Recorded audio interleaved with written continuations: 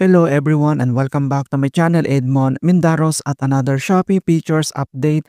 Ang pag-uusapan natin at i-guide ko kayo on how to categorize your storefront product on Shopee Affiliate. So ito yung bagong features ni Shopee Affiliate kung saan pinag-isa na lahat ng iisang locations ang mga product collections na pinopromote natin pati yung Shopee Affiliate videos na ina-upload natin. So mas madali nang i-access lahat at organize na siya. So bago mo magamit ito ay dapat naka-join ka at accepted ka sa Shopee Affiliate Program. Kaya stay tuned ka lang at start na natin. So ang next step ay kailangan mo lang i-open yung Shopee applications mo. So i-click mo lang yan. And then dito lang sa baba ay kailangan mo lang i-select dito yung meta profile na makikita dito sa bottom right corner. So i-click mo lang yan. At dito lang sa ating Shopee homepage profile. So dito lang sa more activities ay kailangan mo lang i-select dito yung affiliate program. So, i-click mo lang yan. At dito sa ating affiliate program settings, so dito lang ulit sa baba ay kailangan mong i-select dito or itap mo dito yung account na makikita dito sa bottom right corner.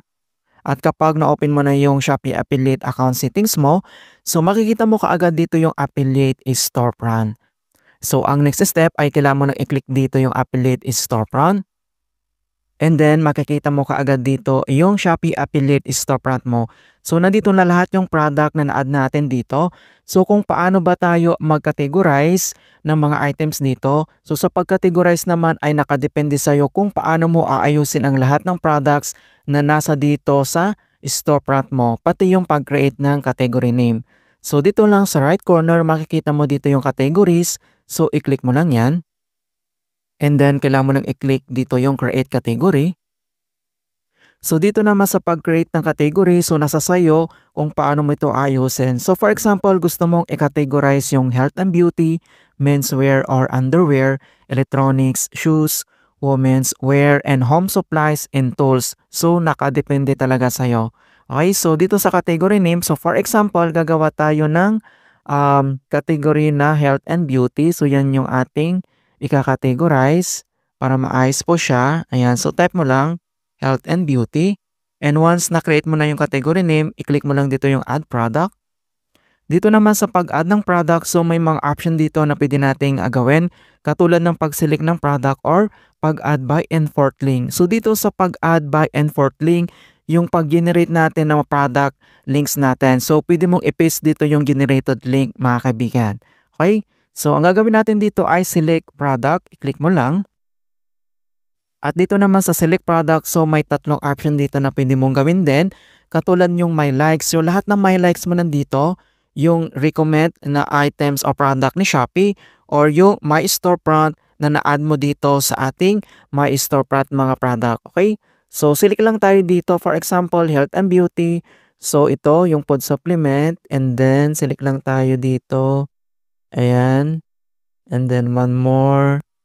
Yung mga pampaganda ganon lotions. Ayan. So select ka lang dito. Okay? So kapag nakaselect ka na. And then dito naman sa bottom right corner makikita mo dito yung next. Okay? So i-click mo lang yung next.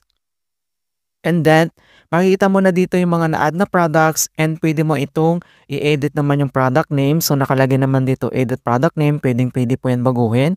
And then next step ay makikita mo dito yung add to category. So i-click mo lang yan. And andito na siya. So ganito na makikita mo na lahat yung mga na-add natin dito. Yung category name. And then next step makikita mo dito yung create. So kailangan mo lang i-click dito yung create para magawa natin to. So click create. And create successfully.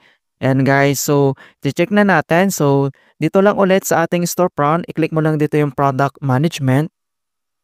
And then i-select mo lang dito yung categories. And nandito na siya. So dito naman sa na-create natin na categories guys. So pwede mo itong i-edit or pwede mo itong i-delete. Pwede mo itong hide or unhide. So click mo lang dito yung icon na yan. For example, hide successfully. Ayan, so na-hide na yung ating categories. Pwede mo itong i-unhide. Ayan, so display successfully, bumalik na siya. And then pwede mo itong i-edit. So click mo lang dito yung pin icon. Yan, so pwede mong baguhin yung category name, pwede mong baguhin yung mga product dito. And then click mo lang dito yung save. Ayan, so click mo yung save. Ayan, so updated successfully. And then naman, dito ay pwede mong i-pin itong category na na-create mo.